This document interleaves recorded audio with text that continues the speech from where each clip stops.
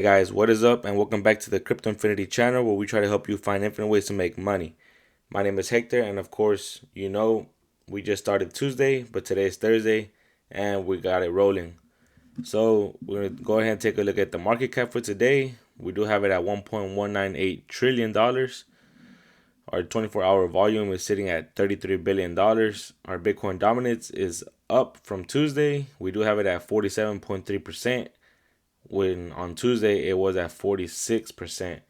Our ETH dominance is also at 19.1%, with our ETH gas sitting at 120 Gwei. So overall, we do have a increase of 0.22% on the market cap for the last 24 hours. So we take a look at Bitcoin. We do have it sitting at 29,276, which is a little up from where it was earlier.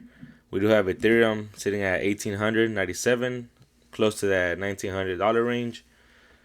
BNB token at 325, XRP sitting at 46 cents, Cardano sitting at 39 cents, Dogecoin 7 cents, Solana $22.01. We do have Litecoin here, $88.55, which we do have the Litecoin coming within the next 2 months, I believe, if I'm not mistaken. But we'll go ahead and take a look at that another day. We have Chainlink sitting at $7.08, Cosmos $11. All these coins that I've just mentioned, all those are great pickup. But again, none of this is financial advice. That's just my opinion. So now let's go take a look at the charts for Bitcoin. Again, we do have it sitting at 29,237 at the moment. Currently, it's in a good buy signal. Again, not financial advice. That's just what the technicals are calling for. And we do have it kind of pumping as for the last hour, 30 minutes or so. But again, so Tuesday we were looking at the FOMC meeting for the interest rate hike. And we did have that 20.25% interest rate hike. And we did see some volatility around here. So let's take a look right here right at 1 o'clock. We spike down, then we come right back up and claim that position that we had over here was around April 30th, right around there. We did claim that back, and we are looking pretty bullish. So we did claim that support again right back here. So again, 29,000 is where we're sitting at. We might not go back down for a while. Again, I do expect it to come back down to 25,000 at least.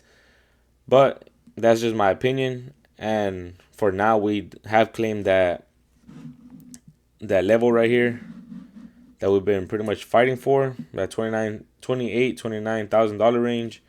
And again, we have broken above it. So it's looking pretty bullish for now. But again, anything could happen within the next couple days or so. So we take a look at this article that we have. We do have an executive from Northern Trust, saying crypto has lost its shine for institutional investors. I don't see like it's lost anything. I mean, let's take a look at the daily charts. It's pretty much been on an uptrend since the beginning of the year. So again, let's take a look at the beginning of the year, which was a little bit back here.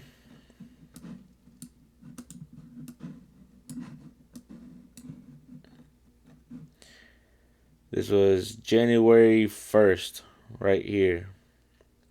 So let's go get our paint marker. So again, beginning of the year, right here, right in this area. And now we do have it again on an uptrend, and we are sitting at 29,000. So I don't think it's lost its shine.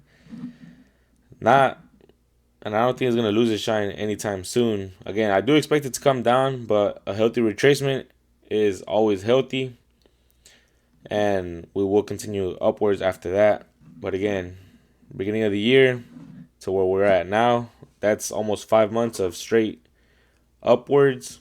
Again, if you had your money in right here at 15,000, you have pretty much doubled your money since then.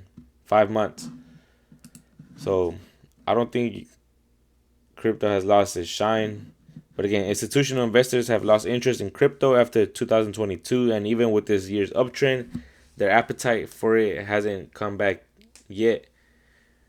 So, Digital Assets Week conference in San Francisco, institutions have shifted their focus to cryptocurrencies underlying blockchain technology, but that his firm has capabilities in place should client interest in crypto assets rebound. Just after March, the crypto market went off a cliff. The client interest has definitely gone off the same cliff in terms of institutional interest in cryptocurrencies. So again, I've seen, me personally, all these articles on where institutions have been dying to get into crypto and have gotten into crypto. So again, just for us to take a quick look at Hedera. So again, if you take a look here, Hedera has been partnered with a lot of big companies, major companies. And I'm not saying just partner, they're on the governing council. So we do have ABRDN, Avery Dennison, Boeing, Chainlink Labs, Dell Technologies, T-Mobile. Dutch Telecom, which is same thing as T-Mobile, Google, IBM, LG, and all these other companies, Ubisoft. So again, all those companies have invested the time into looking into cryptocurrencies. But again, that's just from what I've seen. That's just my opinion. I do believe that they are very bullish on crypto. So hasn't lost its shine. I don't know what they're talking about. That's just my opinion though. So meanwhile, leaders, I lost my place right here. But meanwhile, leaders from the biggest financial institutions gathered at the San Francisco conference were energized when it came to the blockchain technology, specifically its potential to help tokenize real world assets like gold for clients. So again, everybody keeps on saying Bitcoin is a digital gold. I do believe that is where we are headed. And we do also have other cryptos like Algorand, HBAR, XRP, XLM that will be used in real world situations. But again, as of right now, we don't have the clarity to continue for them to have much interest. But again, I don't think it's lost its shine. It's just interest has kind of died down a little bit, just a little bit. But again, everybody's interested in getting into blockchain technologies because they do believe it could help solve a real world problem. So just keep your head up and we'll continue to get on over this. So another article that we want to take a look at is a SUI token and network launch, what you need to know. So the new layer 1 is being called the designated proof of stake blockchain, and the Miston Labs, the team behind SUI. So the highly touted SUI mainnet is set to officially launch on Wednesday, May 3rd at 8 a.m. Eastern Time, which was yesterday. But as for you all know, I will not be making videos on Wednesdays. So it will be Tuesdays and Thursdays, and I will cover the weekly news and whatever's going on. But if I do need to make an emergency update, I will go ahead and update. So make sure you hit that subscribe button to make sure you stay up to date. So a layer 1 designated proof of stake blockchain, the protocol uses a modified version of the Move programming language initially created at Meta, formerly Facebook, before it decided to wind down its Diem project. SUI is built by Miston Labs, one of the two spin-offs that came from Meta's Diem project, the second being none other than the so-called Solana Killer, which is Aptos Labs, which launched its mainnet in October. So again, this is another token that's being dubbed the Solana Killer. I think Solana's been dead. That's just my opinion though. Cardano, I'm very bullish on Cardano, ADA. So I believe that is one of the Solana killers, and I believe SUI will be another Solana killer. Me personally, I will not be getting into SUI at the moment, but the moment it does dip down, I will get my feet wet with some SUI. But again, that's just me. This is not financial advice. That's just what I'm gonna do. So the team behind SUI has said it wants the network to become the premier NFT and gaming platform for the crypto industry by virtue of its Move programming language, which developers have said in its more intuitive way to write smart contracts. So if we take a look right here at the price of SUI, it is sitting at about $1.30 at the moment. We did have a spike up to around, I want to say $4, if I'm not mistaken. Yeah, so it's around $2 right here, and then it just everybody dumped their tokens, and it came down to about $1.30. But it has been holding support at the moment. So if you take a look right here, it's a lot of volume, and that's where we've been sitting at. So again, very bullish on Sui and what the team has brought forward. But again, not getting my feet wet just yet.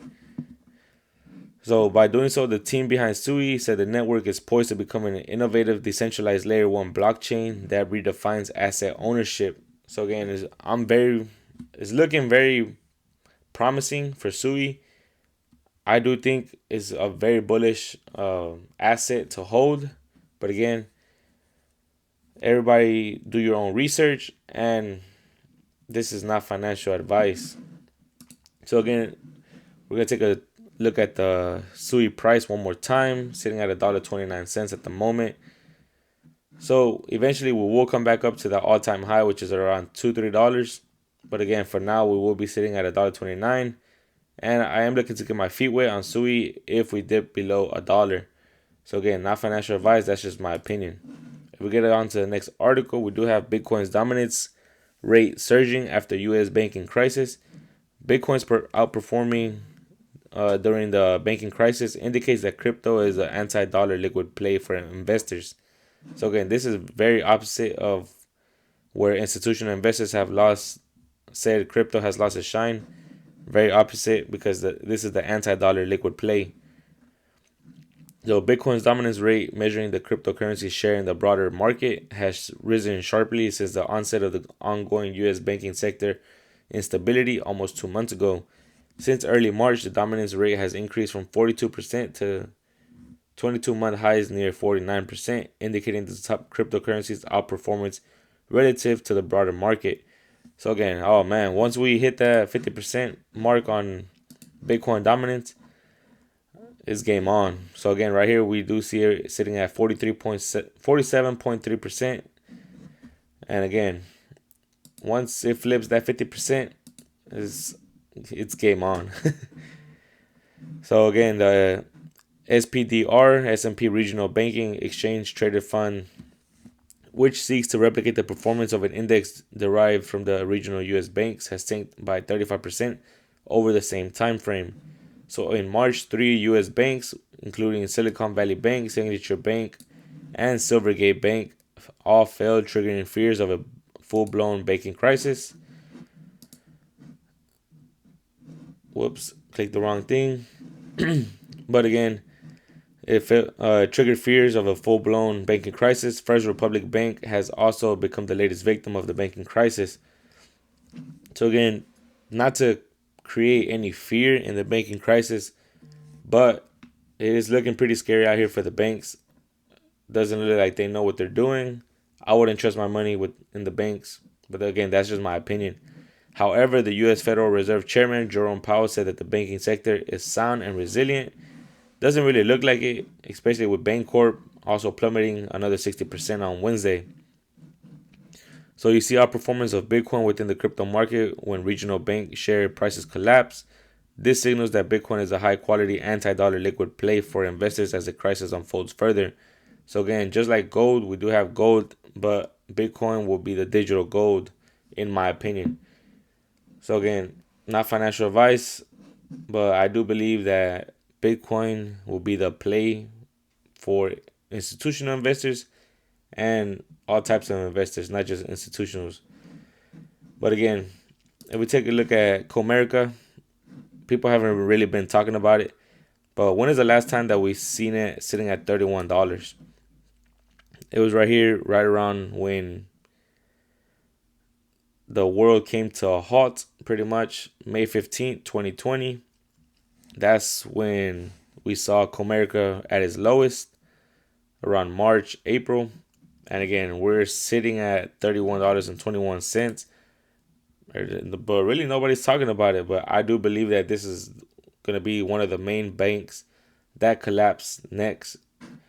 So if you take a look here, not too long ago, just beginning of last year, it was sitting at $93, and it's just pretty much in a free fall ever since.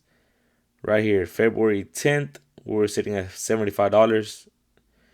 So just literally 3 months ago, we are sitting at $75.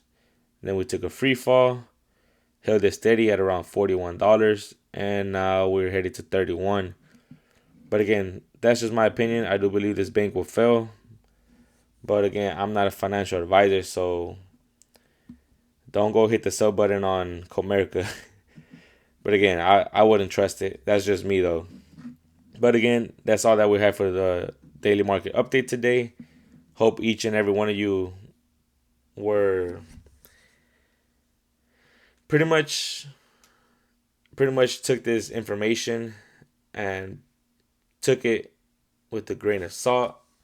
I do believe that everything we just talked about will happen, and I don't know, that's just me, that's just my opinion. But again, thanks to each and every one of you, and until next time.